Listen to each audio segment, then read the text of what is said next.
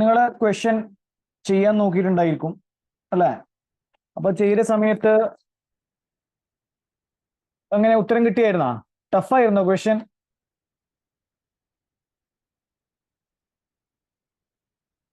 ടഫായിരുന്നോ അതോ പാറ്റേൺ മാറിയതിന്റെ ഒരു പ്രശ്നമാണെന്നാണ് എനിക്ക് തോന്നുന്നത്. ആൻസർ വളരെ എളുപ്പമാണ്, പക്ഷേ ഇവർ ചോദ്യം ചോദിച്ച രീതി കുറച്ച് ഡിഫറെന്റ് ആയതുകൊണ്ട് നിങ്ങൾക്ക് ഇത് ടഫായിട്ട് തോന്നും. അപ്പൊ നമുക്ക് അറിയുന്ന കാര്യങ്ങൾ എഴുതി കൊടുത്താൽ മതി. അറിയുന്നത് പോലെ കാര്യങ്ങൾ എഴുതി കൊടുക്കുക, അത്രേ നമുക്ക് ചെയ്യാൻ കഴിയുള്ളൂ. സാധനം സിമ്പിൾ ആണ്. ഞാൻ ചെയ്ത് കഴിയുമ്പോഴേക്ക് നിങ്ങൾക്ക് സംഭവം മനസ്സിലാവും എന്ത് ക്വസ്റ്റ്യൻ വളരെ സിമ്പിൾ ആയിരുന്നു എന്നുള്ള കാര്യം.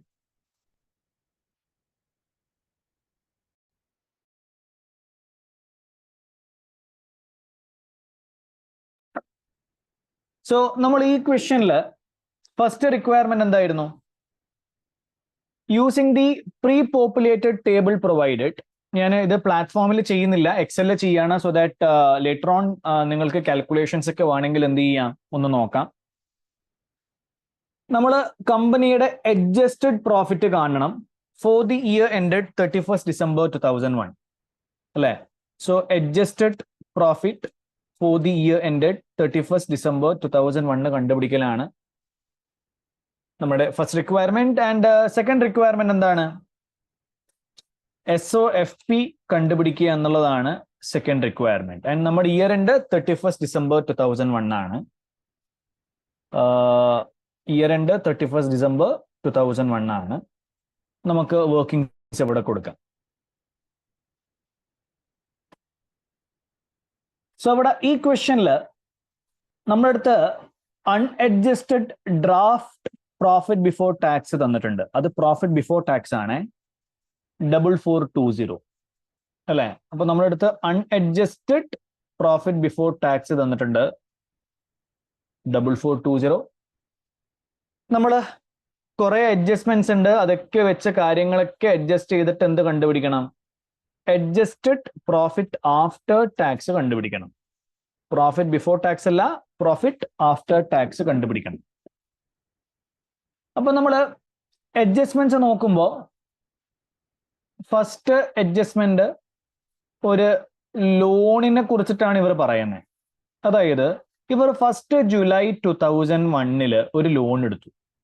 നമ്മുടെ ഇയർ എൻഡ് 31st December 2001 ആണ്. അപ്പൊ ലോൺ എടുത്തിട്ട് 6 മാസമാണ് ആയത്. ഈ ലോണിന്റെ എമൗണ്ട് 5 million ആണ്. ലോണിന്റെ എമൗണ്ട് നമുക്ക് ഫിഗേഴ്സ് ഒക്കെ തൗസൻഡ്സിൽ ചെയ്യാം അല്ലെ? എല്ലാ ഫിഗേഴ്സും തൗസൻഡ്സിലാണ് ഉള്ളത്. അപ്പൊ ലോണിന്റെ എമൗണ്ട് 5000 ആണ്. ആൻഡ് ഇതിന്റെ ഇൻട്രസ്റ്റ് എന്ന് പറയുന്നത് 8% ആണ്. അങ്ങനെയാണെങ്കിൽ ഈ വർഷത്തെ ഇൻട്രസ്റ്റ് എത്രയായിരിക്കും? ഈ വർഷത്തെ ഇൻട്രസ്റ്റ് 5000 ഇൻറ്റു 8% ഇൻറ്റു 6/12. ഈ വർഷത്തെ ഇൻട്രസ്റ്റ് 200 ആണ്. ആൻഡ് ഈ 5 million ലോണ് നമ്മൾ എടുത്തത് ബിൽഡിംഗ് കൺസ്ട്രക്ഷന് വേണ്ടിയിട്ടാണ്. ആൻഡ് ബിൽഡിംഗ് കൺസ്ട്രക്ഷന് വേണ്ടിയിട്ട് ഈ 5000 സ്പെൻഡ് ചെയ്തപ്പോൾ ആ 5000 സ്പെൻഡ് ഓൺ ബിൽഡിംഗ് കൺസ്ട്രക്ഷൻ ഇതെന്ത് ചെയ്തിട്ടുണ്ട്? ഇവർ ക്യാപിറ്റലൈസ് ചെയ്തിട്ടുണ്ട്. 5000 സ്പെൻഡ് ഓൺ ബിൽഡിംഗ് കൺസ്ട്രക്ഷൻ അവർ എന്ത് ചെയ്തിട്ടുണ്ട്? ക്യാപിറ്റലൈസ് ചെയ്തിട്ടുണ്ട്. പക്ഷേ മറ്റുള്ള എൻട്രീസ് ഒന്നും കാണിച്ചിട്ടില്ല.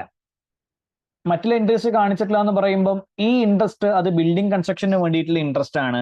ഇതിനെയും നമുക്ക് എന്ത് ചെയ്യാം? ക്യാപിറ്റലൈസ് ചെയ്യും. പക്ഷെ ഇവർ എന്ത് ചെയ്തിട്ടില്ല? അത് ക്യാപിറ്റലൈസ് ചെയ്തിട്ടില്ല. അപ്പൊ നമ്മൾ കുറച്ച് കഴിഞ്ഞാല് PPയുടെ ടോട്ടൽസ് എടുക്കുന്ന സമയത്ത് ഈ 200 നിങ്ങൾ ക്യാപിറ്റലൈസ് ചെയ്യണം. ഈ 5000 ക്യാപിറ്റലൈസ് ചെയ്യണ്ട, ബിക്കോസ് അത് ഓൾറെഡി എന്ത് ചെയ്തിട്ടുണ്ട്? ക്യാപിറ്റലൈസ് ചെയ്തിട്ടുണ്ട്. അടുത്ത പ്രശ്നം എന്താണെന്ന് വെച്ച് കഴിഞ്ഞാല് കൺസ്ട്രക്ഷൻ ഇതുവരെ കംപ്ലീറ്റ് ആവാത്തത് കൊണ്ട് തന്നെ ഈ ഫുൾ 5200 നമ്മൾ എന്ത് ചെയ്യണ്ട? ഡിപ്രീഷിയേറ്റ് ചെയ്യണ്ട. എന്തുകൊണ്ടാണ് ഡിപ്രീഷിയേറ്റ് ചെയ്യേണ്ടാത്തത്? ബിക്കോസ് കൺസ്ട്രക്ഷൻ കംപ്ലീറ്റ് ആയി എസെറ്റ് റെഡി ഫോർ യൂസ് ആയാൽ മാത്രമേ നമ്മൾ എസെറ്റിന് എന്ത് ചെയ്യേണ്ടതുള്ളൂ? ഡിപ്രീഷിയേറ്റ് ചെയ്യേണ്ടതുള്ളൂ. അത് ഓക്കെ അല്ലേ? ഇതുവരെ പറഞ്ഞ കാര്യങ്ങൾ ഓക്കെ അല്ലേ? അങ്ങനെയാണെങ്കിൽ നമ്മൾ ആ നോൺ കറന്റ് എസെറ്റിന്റെ വർക്കിങ്സ് നോക്കുവാണെങ്കിൽ, നോൺ കറണ്ട് അസറ്റിന്റെ വർക്കിങ്സ് നോക്കുവാണെങ്കിൽ നമ്മുടെ കയ്യിൽ രണ്ട് നോൺ കറണ്ട് അസറ്റ്സ് ആണ് ഉള്ളത്. നമ്മുടെ കയ്യിലുള്ള നോൺ കറണ്ട് അസറ്റ്സ് ഒന്ന് പ്രോപ്പർട്ടി ഉണ്ട്, രണ്ട് എക്യുപ്മെന്റ് ഉണ്ട്.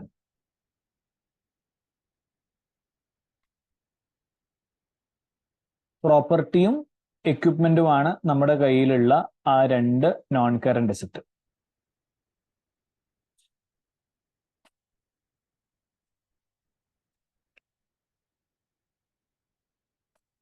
ഈ രണ്ടിന്റെയും കോസ്റ്റും എക്യുമുലേറ്റഡ് ഡിപ്രീസിയനും നമുക്ക് തന്നിട്ടുണ്ട്. ചെയ്ത് കഴിഞ്ഞാൽ നമുക്ക് ഇയർ സ്റ്റാർട്ടിലെ ക്യാരിയിങ് വാല്യൂ കിട്ടും.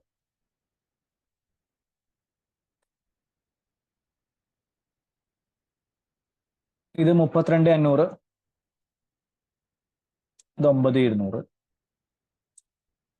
16,200, 8,420.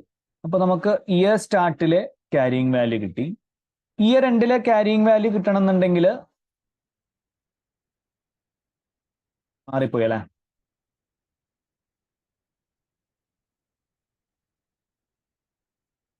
ഓക്കെ, ഇയർ എൻഡിലെ ക്യാരിയിങ് വാല്യൂ കിട്ടണമെന്നുണ്ടെങ്കിൽ നമ്മൾ ഇതിനെ ഡിപ്രീഷിയേറ്റ് ചെയ്യണം.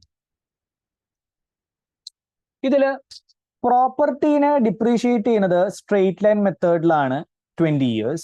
ആൻഡ് ഈ പ്രോപ്പർട്ടിയിൽ എന്തുണ്ട്? ലാൻഡ് ഉണ്ട്, അതിന്റെ കോസ്റ്റ് 12,000 ആണ്. ഇപ്പൊ പ്രോപ്പർട്ടിയെ ഡിപ്രീഷിയേറ്റ് ചെയ്യുന്ന സമയത്ത് 32,500 നിന്ന് നമ്മൾ ലാൻഡിന്റെ എമൗണ്ട് മൈനസ് ചെയ്യണം. ബിക്കോസ് ലാൻഡിന് ഡിപ്രീഷിയേറ്റ് ചെയ്യണ്ട. അതുകൂടാതെ നമ്മൾ നേരത്തെ ബിൽഡിംഗ് കൺസ്ട്രക്ഷന്റെ 5,000 ക്യാപിറ്റലൈസ് ചെയ്തതും നമ്മൾ റിമൂവ് ചെയ്യണം. ബിക്കോസ് അവിടെയും നമ്മൾ എസറ്റിനെ ഡിപ്രീഷിയേറ്റ് ചെയ്യണ്ട. ബിക്കോസ് കൺസ്ട്രക്ഷൻ എന്തായിട്ടില്ല? കംപ്ലീറ്റ് ആയിട്ടില്ല.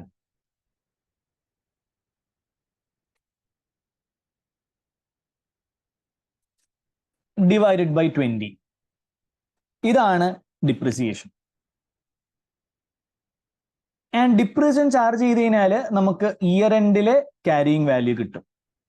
എന്നാൽ ഇയർ എൻഡിലെ ക്യാരിയിങ് വാല്യൂ കണ്ടുപിടിക്കുന്ന സമയത്ത് ആ 200 ഉണ്ടല്ലോ, അവിടെ ഒരു 200 ക്യാപിറ്റലൈസ് ചെയ്യാത്ത ഒരു 200 ഉണ്ടല്ലോ, ആ 200 കൂടി എന്ത് ചെയ്യണം? ആഡ് ചെയ്യണം.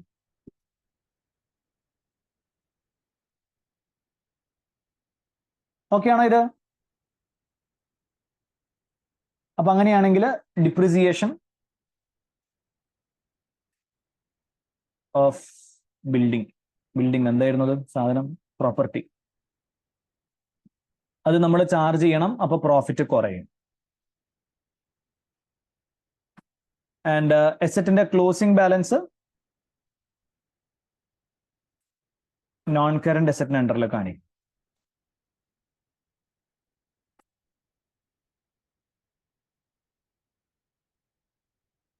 ഇതൊക്കെയാണോ?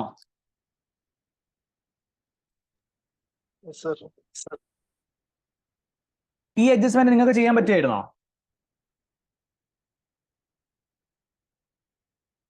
നിങ്ങൾ ഇതിന്റെ പകുതി ചെയ്താൽ മതി.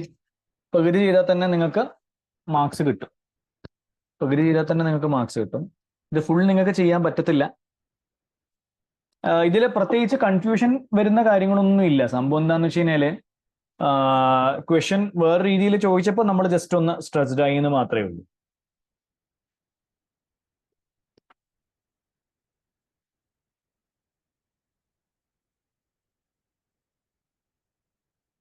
ഓക്കെ, ഇനി നമുക്ക്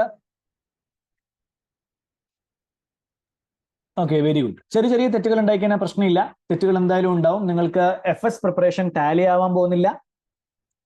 എല്ലാ അഡ്ജസ്റ്റ്മെന്റ്സും നിങ്ങൾക്ക് ശരിയാവാനും പോകുന്നില്ല. അത് നിങ്ങൾ ആദ്യം മനസ്സിലാക്കുക. പകുതി ചെയ്താൽ തന്നെ നമുക്കൊരു ഒരു 75% മാർക്സ് കിട്ടും.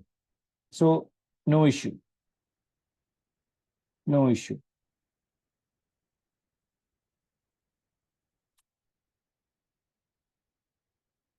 ഇനി ഈ എക്യുപ്മെന്റ് കേസ് നോക്കുമ്പോൾ എക്യുപ്മെന്റിനെ ഡിപ്രീഷിയേറ്റ് ചെയ്യാൻ പറഞ്ഞത് റെഡ്യൂസിങ് ബാലൻസ് മെത്തേഡിലാണ് 25%. അതില്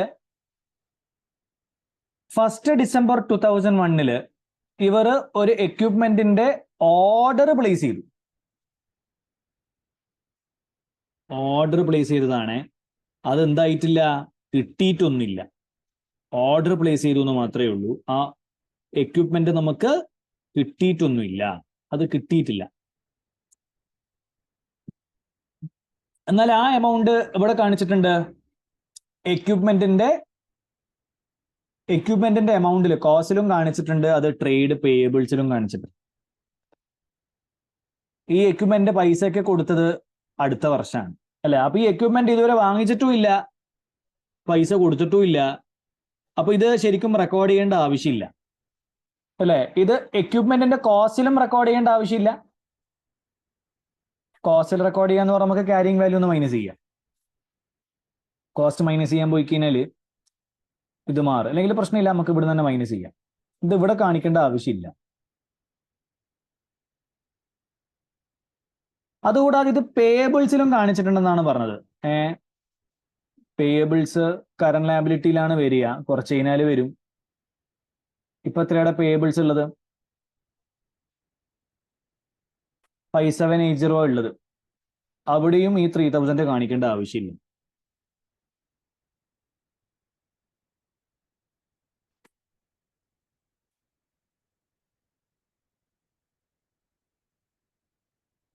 ഓക്കെ അല്ലേ? ഓക്കെ അല്ലേ?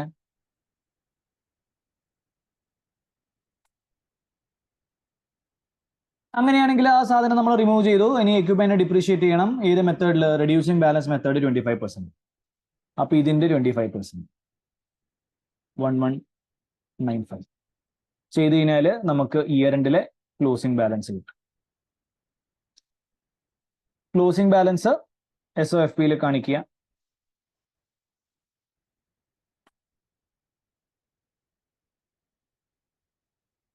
ഡിപ്രീസിയേഷൻ SOP കാണിക്കുക, അതായത് പ്രോഫിറ്റ് ഒന്ന് കുറയ്ക്കുക.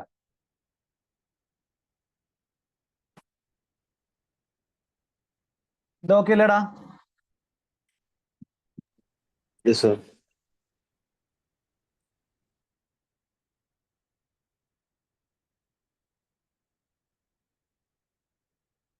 ചെറിയൊരു കാര്യം നേരത്തെ ചെയ്യാൻ വിട്ടുപോയിട്ടുണ്ട്. ഈ ഇൻട്രസ്റ്റ് 200 ഉണ്ടല്ലോ,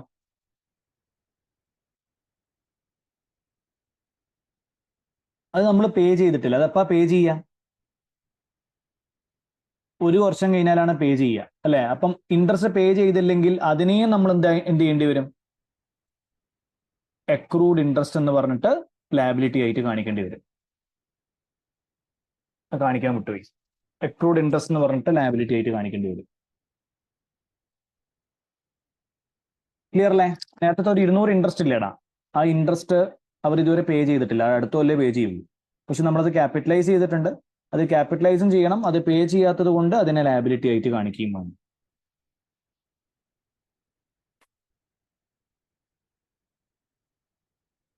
ഓക്കെ അല്ലേ? കണ്ടിന്യൂ ചെയ്യട്ടെ?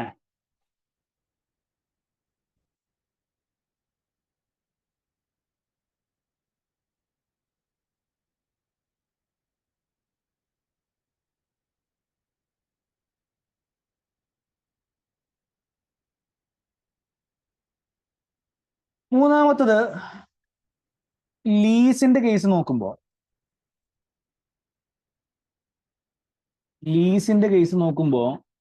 നമ്മളിവിടെ ലീസ് ഇതിലൊന്നും കാണുന്നില്ല. ലീസ് ഇവിടെ നോക്കണം. അപ്പൊ ഫസ്റ്റ് ജാനുവരി 2001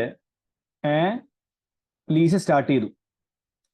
നമ്മുടെ ഇയർ എൻഡ് 31 ഡിസംബർ 2001 ആണ്. ലീസാ നോക്കുന്നത്, ലീസ്. അങ്ങനെയാണെങ്കിൽ ലീസ് സ്റ്റാർട്ട് ചെയ്തിട്ട് 1 ഇയർ ആയിട്ടുണ്ട്. ആൻഡ് എസറ്റിന്റെ യൂസ്ഫുൾ ലൈഫ് 5 ഇയേഴ്സ് ആണ്. ലീസ് ടേമും 5 ഇയേഴ്സ് ആണ്. യൂസ്ഫുൾ ലൈഫും ലീസ് ടേമും രണ്ടും എത്രയാണ്? 5 ഇയേഴ്സ് ആണ്. ആൻഡ് പേയ്മെന്റ് പോകുന്നത് 2400 ആണ് in advance. Start of the ഇയറിലാണെന്ന് പറഞ്ഞിട്ടുണ്ട്. അപ്പൊ അത് ഇൻ അഡ്വാൻസ് ആണ്. ആൻഡ് ഇൻട്രസ്റ്റ് റേറ്റ് 13% ആണ്. The present value of future lease payment after the first instalment was okay. അപ്പൊ നമുക്ക് അല്ലെ ഒരു റൈറ്റ് ഓഫ് യൂസ് അസറ്റും ഉണ്ട്, ലീസ് ലയബിലിറ്റി ഉണ്ട്. ഇതിൽ ലീസ് ലയബിലിറ്റിയുടെ ഓപ്പണിംഗ് ബാലൻസ് 7139 ആണെന്ന് ഇവർ പറഞ്ഞിട്ടുണ്ട്. ലീസ് ലയബിലിറ്റിയുടെ ഓപ്പണിംഗ് ബാലൻസ് 7139 ആണ്. ACM ടേബിൾ ആണ് വരയ്ക്കേണ്ടത്. ഒരു വർഷത്തേക്കാണ് വരയ്ക്കേണ്ടത്. ക്ലോസിംഗ് ബാലൻസ് കാണാൻ വേണ്ടിയിട്ട് അഡ്വാൻസിന്റെ ടേബിൾ ആണ് വരയ്ക്കുക ലീസ് ലയബിലിറ്റിയുടെ കേസിൽ. അപ്പോ മൈനസ് റെന്റ് അത് കാണിക്കേണ്ട, ബിക്കോസ് അത് ഓൾറെഡി പെയ്ഡ് ആണ്. അപ്പോൾ നമുക്ക് എന്ത് കിട്ടും? ഔട്ട്സ്റ്റാൻഡിങ് ബാലൻസ് കിട്ടും.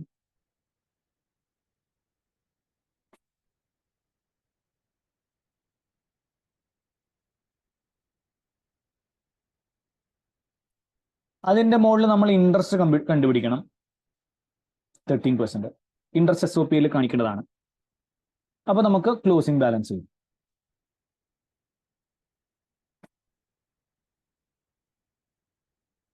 ഈ ക്ലോസിംഗ് ബാലൻസിനെ നമ്മൾ കറന്റ് ലയബിലിറ്റി ആയിട്ടും നോൺ കറന്റ് ലയബിലിറ്റി ആയിട്ടും സ്പ്ലിറ്റ് ചെയ്യണം.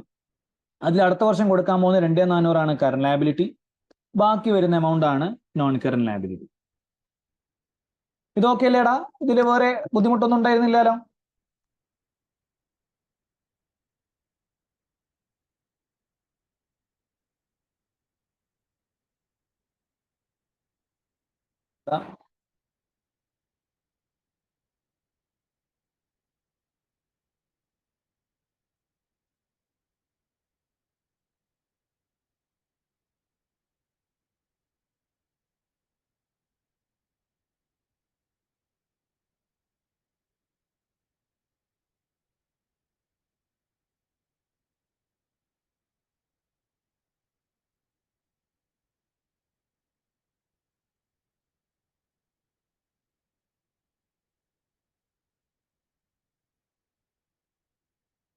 ഓക്കെ, ഇനി റൈറ്റ് ഓഫ് യൂസ് അസറ്റ് നമ്മൾ എങ്ങനെയാണ് കാണല്? റൈറ്റ് ഓഫ് യൂസ് അസറ്റ് കാണാൻ, അതിന്റെ ഓപ്പണിംഗ് ബാലൻസ് കാണാൻ വേണ്ടിയിട്ട് നമ്മൾ ആദ്യം ഓപ്പണിംഗ് ബാലൻസ് ഓഫ് ലീസ് ലയബിലിറ്റിയുടെ കൂടെ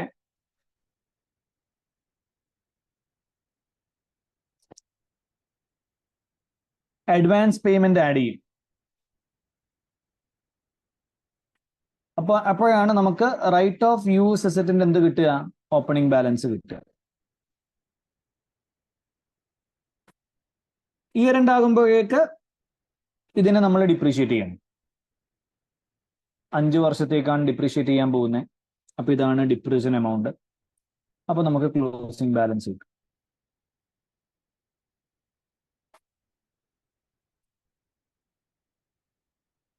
ഡിപ്രീഷൻ SOP യിൽ കാണിക്കണം, ക്ലോസിംഗ് ബാലൻസ് SOFP യിൽ കാണിക്കും.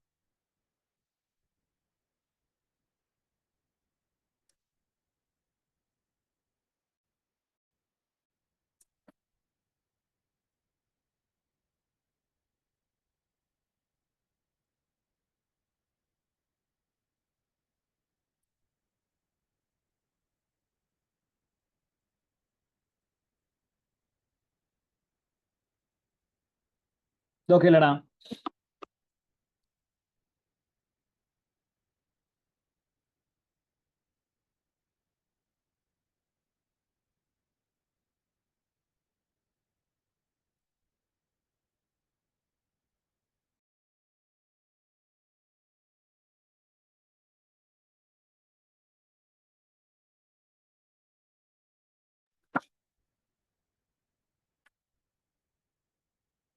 ഇവര് ഇവിടെ ചെറിയൊരു കാര്യം ചെയ്തിട്ടുണ്ട്. ഈ 2400 തുടക്കത്തിൽ ചെയ്ത പേയ്മെന്റ് അവർ അതിനെന്ത് ചെയ്തിട്ടുണ്ട്? എക്സ്പെൻസ് ചെയ്തിട്ടുണ്ട്. അത് തെറ്റാണ് അല്ലേ? അപ്പൊ അത് ബാക്ക് ചെയ്യും. 2400 ഫസ്റ്റ് കൊടുത്ത ഇൻസ്റ്റാൾമെന്റ് അവർ എന്ത് ചെയ്തു? എക്സ്പെൻസ് ചെയ്തു. അത് തെറ്റാണ്. അതിനെന്ത് ചെയ്യണം? ആഡ് ബാക്ക് ചെയ്യണം. ഇതിന് ആഡ് ബാക്ക് ചെയ്യണം.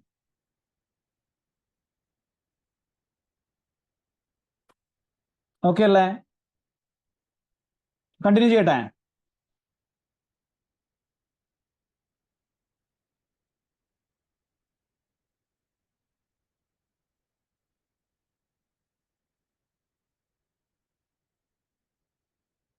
അടുത്ത അഡ്ജസ്റ്റ്മെന്റ്, ഈ ലീസിന്റെ അഡ്ജസ്റ്റ്മെന്റ് നമ്മൾ പഠിച്ചതുപോലെ തന്നെയാണ് വന്നത്. പ്രത്യേകിച്ച് കോംപ്ലിക്കേഷൻസ് ഒന്നും ഇല്ല. നമ്മൾ പഠിച്ച പോലെ തന്നെയാണ് പറഞ്ഞത്. ആ 2400 ആഡ് ബാക്ക് ചെയ്യേണ്ട സാധനം അത് ക്വസ്റ്റനിൽ പറഞ്ഞിട്ടുണ്ട്. അപ്പം അതിലും വലിയൊരു ബുദ്ധിമുട്ടുണ്ടാവില്ല. അടുത്ത അഡ്ജസ്റ്റ്മെന്റ് ഫൈനാൻഷ്യൽ അസറ്റ് ബോണ്ടിൻ്റെതാണ്. നമ്മളൊരു ബോണ്ട് പർച്ചേസ് ചെയ്തിട്ടുണ്ടേ. നമ്മളൊരു ബോണ്ട് പർച്ചേസ് ചെയ്താൽ അതിനെ നമ്മൾ 3 മോഡൽസിലാണ് കാണിക്കുക: ACM, fair value through OCI, fair value through P&L. നമുക്കതിൽ ACM മാത്രമേ നമുക്ക് പഠിക്കാനുള്ളൂ, അതുകൊണ്ട് വേറെ കോംപ്ലിക്കേഷൻസ് ഒന്നും ഇല്ല. സോ ഈ അഡ്ജസ്റ്റ്മെന്റ് ആണ് ഞാൻ വായിക്കുന്നത്. ആ ബോണ്ടിന്റെ കൂപ്പൺ റേറ്റ് 3% ആണ്. അത് വാങ്ങിച്ചത് 3,500 അപ്പൊ ഫെയർ വാല്യൂ 3,500. ആൻഡ് അത് വാങ്ങിച്ചത് 1st January 2001 നമ്മുടെ ഇയർ എൻഡ് 31st December 2001 ആണ്. അപ്പൊ വാങ്ങിച്ചിട്ട് 1 ഇയർ ആയിട്ടുണ്ട്. ഇതിന്റെ ട്രാൻസാക്ഷൻ കോസ്റ്റ് 500 ആണ്. അപ്പോൾ നമുക്കറിയാം ട്രാൻസാക്ഷൻ കോസ്റ്റ് നമ്മൾ ക്യാപിറ്റലൈസ് ആണ് ചെയ്യല്, അല്ലെ? ബോണ്ട് പർച്ചേസ് ചെയ്താൽ നമ്മൾ ട്രാൻസാക്ഷൻ കോസ്റ്റ് എന്താ ചെയ്യല്? ക്യാപിറ്റലൈസ് ആണ് ചെയ്യല്. പക്ഷെ ഇവർ ട്രാൻസാക്ഷൻ കോസ്റ്റ് എന്ത് ചെയ്തു? എക്സ്പെൻസ് ചെയ്തു. അത് തെറ്റല്ലേ? തെറ്റാണ്. ട്രാൻസാക്ഷൻ കോസ്റ്റ് ക്യാപിറ്റലൈസ് ആണ് ചെയ്യേണ്ടത്. അപ്പൊ ഇവർ ട്രാൻസാക്ഷൻ കോസ്റ്റ് എക്സ്പെൻസ് ചെയ്തിട്ടുണ്ട്, അത് റിമൂവ് ചെയ്യുക. അത് റിമൂവ് ചെയ്താൽ പ്രോഫിറ്റ് കൂടും. ഓക്കെ. അപ്പൊ ഈ ബോണ്ടിന്റെ ഇനീഷ്യൽ മെഷർമെന്റ്, ഫൈനാൻഷ്യൽ അസറ്റിന്റെ ഇനീഷ്യൽ മെഷർമെന്റ് എങ്ങനെയാണ്? നോമിനൽ വാല്യൂലാണ് അഥവാ ഫെയർ വാല്യൂലാണ്. ഇവിടെ ഫെയർ വാല്യൂവും നോമിനൽ വാല്യൂവും സെയിം ആണ്, 3,800. ആൻഡ് ഈ ബോണ്ടിന്റെ എഫക്റ്റീവ് റേറ്റ് എത്രയാണ്? 7%. ഈ ബോണ്ടിന്റെ എഫക്റ്റീവ് റേറ്റ് 7% ആണ്. അപ്പോൾ നമുക്കറിയാം ബോണ്ടിന്റെ ഇനീഷ്യൽ മെഷർമെന്റ് ഫെയർ വാല്യൂലാണ്. ട്രാൻസാക്ഷൻ കോസ്റ്റ് നമ്മൾ ക്യാപിറ്റലൈസ് ആണ് ചെയ്യുക. അങ്ങനെയാണെങ്കിൽ ഈ ബോണ്ടിന്റെ ഓപ്പണിംഗ് ബാലൻസ് എന്ന് പറയുന്നത് 4,000 ആണ്.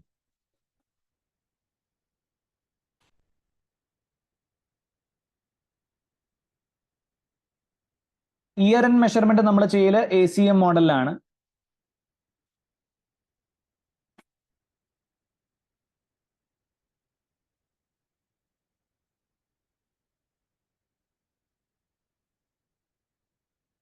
ടേബിൾ 1 വർഷത്തേക്ക് വരച്ചാൽ മതി, ബിക്കോസ് ബോണ്ടിന്റെ കാലാവധി 1 വർഷമാണ്.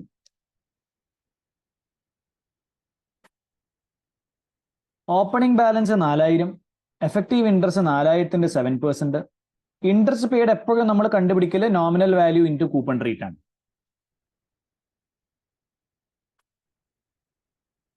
ഇത് ചെയ്താൽ നമുക്ക് ക്ലോസിംഗ് ബാലൻസ് കിട്ടും. ക്ലോസിംഗ് ബാലൻസ് SOFPയിൽ കാണിക്കണം. എഫക്റ്റീവ് ഇൻട്രസ്റ്റ് ആണ് SOPയിൽ ഫൈനാൻസ് ഇൻകം ആയിട്ട് കാണിക്കേണ്ടത്. പക്ഷേ ഇവർ ഇവിടെ എന്താ ചെയ്തതെന്ന് വെച്ച് കഴിഞ്ഞാല് ഈ 105 അവർ ഓൾറെഡി എന്തായിട്ട് കാണിച്ചിട്ടുണ്ട്? ഇൻകം ആയിട്ട് കാണിച്ചിട്ടുണ്ട്. 105 ഓൾറെഡി ഇൻകം ആയിട്ട് കാണിച്ചിട്ടുണ്ടെങ്കിൽ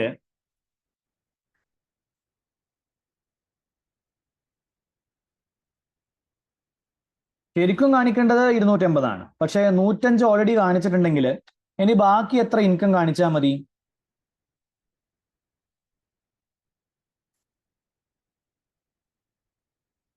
ബാക്കി 175 ഇൻകം കാണിച്ചാൽ മതി.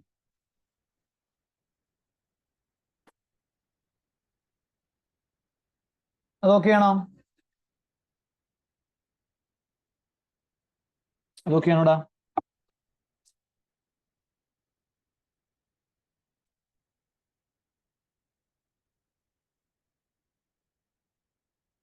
ആൻഡ് ക്ലോസിംഗ് ബാലൻസ് SOFPയിൽ കാണിക്കുക.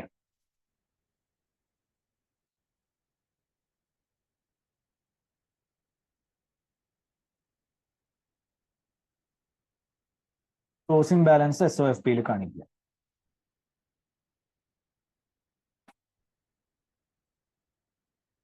അത് കഴിഞ്ഞിട്ടുണ്ട്. അഡ്ജസ്റ്റ്മെന്റ്സ് ഓൾമോസ്റ്റ് എല്ലാം ആയി. ഇനി ഈ വർഷത്തെ ടാക്സ് എമൗണ്ട് 650 ആണ്.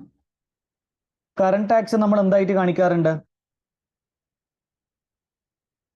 കറന്റ് ടാക്സ് നമ്മൾ എക്സ്പെൻസ് ആയിട്ടും കാണിക്കാറുണ്ട്, അത് കറന്റ് ലയബിലിറ്റി ആയിട്ടും കാണിക്കാറുണ്ട്. ഓർമ്മയില്ലത്?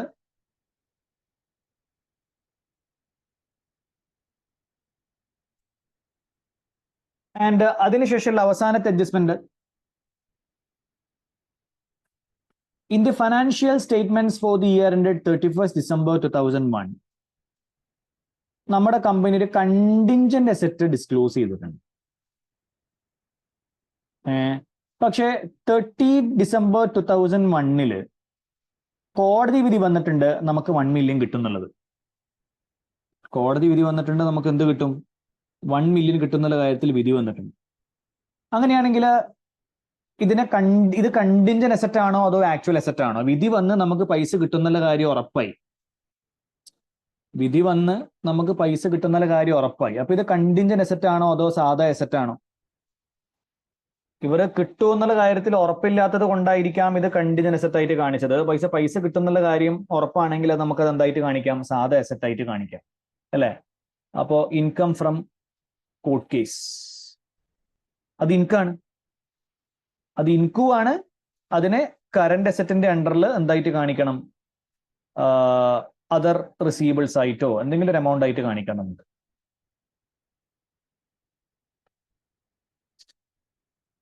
കാരണം അത് കിട്ടുന്നുള്ള കാര്യം ഉറപ്പായി. കിട്ടുന്നുള്ള കാര്യം ഉറപ്പായി കഴിഞ്ഞാൽ അതിനെ നമുക്ക് അസറ്റ് ആയിട്ട് കാണിക്കാം. അസറ്റ് ആയിട്ട് കാണിക്കുക എന്ന് പറഞ്ഞാൽ അത് ഇൻകം ആണ്. ഇൻകം ആയതുകൊണ്ടാണ് അസറ്റ് ആയത്.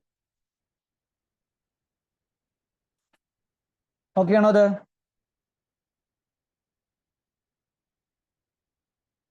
അഡ്ജസ്റ്റ്മെന്റ്സ് ഒക്കെ കംപ്ലീറ്റ് ആയിട്ടുണ്ട്. അപ്പൊ നമുക്ക് അഡ്ജസ്റ്റഡ് പ്രോഫിറ്റ് ആഫ്റ്റർ ടാക്സ് കിട്ടിയിട്ടുണ്ട്. ഇനി ഞാൻ ആ കറന്റ് അസറ്റ് സൈഡ് ജസ്റ്റ് ഒന്ന് ഫില്ല് ചെയ്യാണ്. Inventory 4640, trade receivables 2810.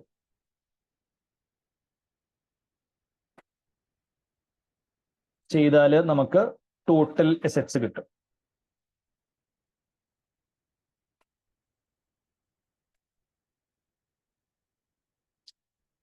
പിന്നെ equity and liability.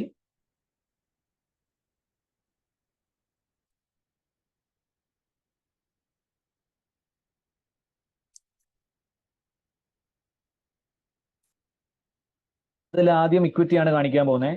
ഇക്വിറ്റിയിൽ share capital 14,000 ആണ്. റീറ്റെയിൻഡ് ഏർണിങ്സ് ഇത് ഓപ്പണിംഗ് റീറ്റെയിൻ ഏർണിങ്സ് ആണ്. അതിന്റെ കൂടെ നമ്മൾ പ്രോഫിറ്റ് ഫോർ ഇയർ എന്ത് ചെയ്യണം? ആഡ് ചെയ്യണം.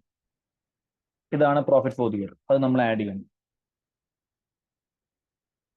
നോൺ കറന്റ് ലയബിലിറ്റിയിൽ നമ്മൾ ഒരു ലോൺ എടുത്ത് 5,000 കൂടി കാണിക്കണം. ഒരു ലോൺ എടുത്തിട്ടുണ്ടായിരുന്നു 5,000.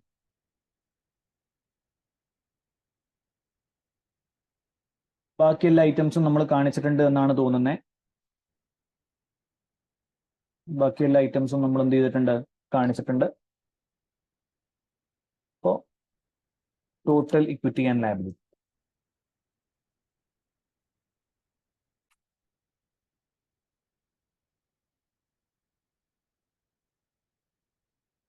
എന്തെങ്കിലും വിട്ടുപോയിട്ടുണ്ടോ?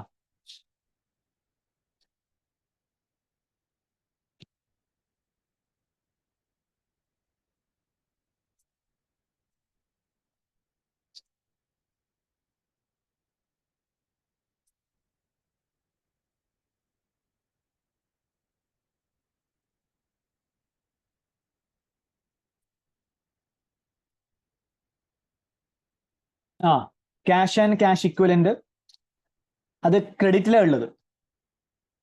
അത് ക്രെഡിറ്റിലാണ് ഉള്ളതെങ്കിൽ അത് ബാങ്ക് ഓവർ ഡ്രാഫ്റ്റ് ആണ്, അല്ലെങ്കിൽ നെഗറ്റീവ് ബാലൻസ് ആണ്.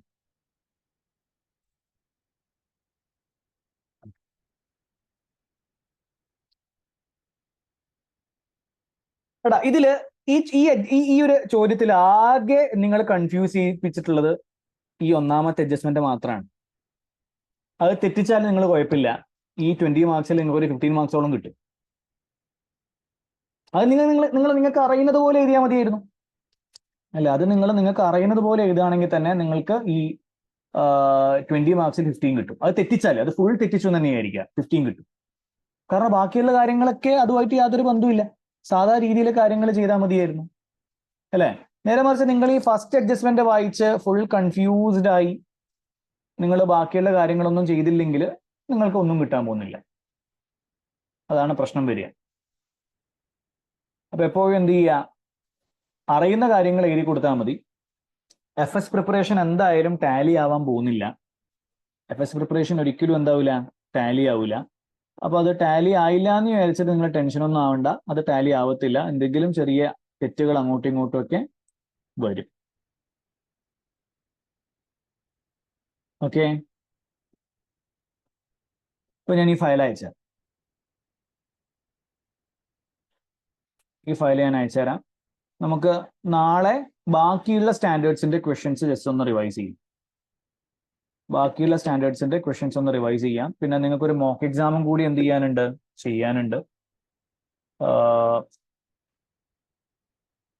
ചോദ്യത്തിന്റെ പേരെന്തായിരുന്നു? New cycle. ഒറ്റ മിനിറ്റ്.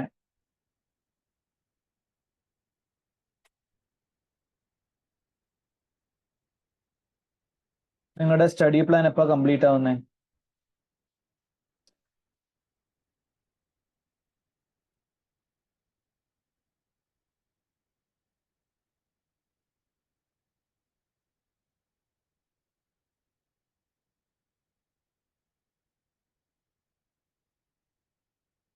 ഇന്നത്തേക്ക് സ്റ്റഡി പ്ലാൻ കംപ്ലീറ്റ് ആവും അല്ലേ?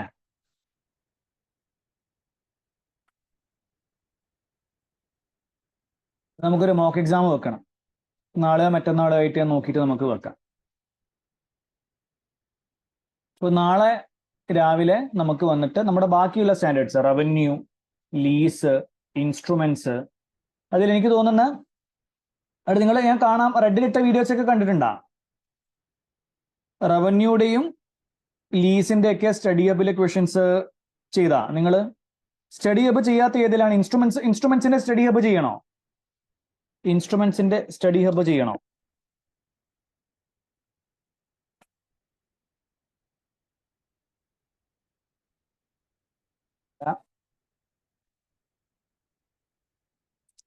നാളത്തേക്ക് ജസ്റ്റ് ഒന്ന് പ്രിപ്പയർ ചെയ്യാൻ വേണ്ടിയിട്ട് ഇൻസ്ട്രുമെന്റ്സിന്റെ സ്റ്റഡി ഹബ് ചെയ്യാം. റവന്യൂടെയും ലീസിന്റെ ഒക്കെ സ്റ്റഡി ഹബ് ഓൾറെഡി ആ വീഡിയോസിലുണ്ട്, നിങ്ങൾ കാണുക. ഇൻസ്ട്രുമെന്റ്സ്, അപ്പൊ ഇൻസ്ട്രുമെന്റ്സ്, റവന്യൂ, ലീസ്, ടാക്സ് ഒക്കെ ഉള്ള ചോദ്യങ്ങൾ നമുക്ക് നാളെ നോക്കാം.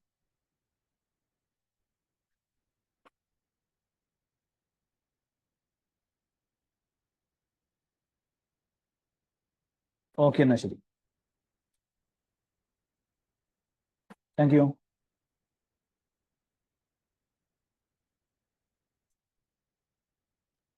Thank you, sir.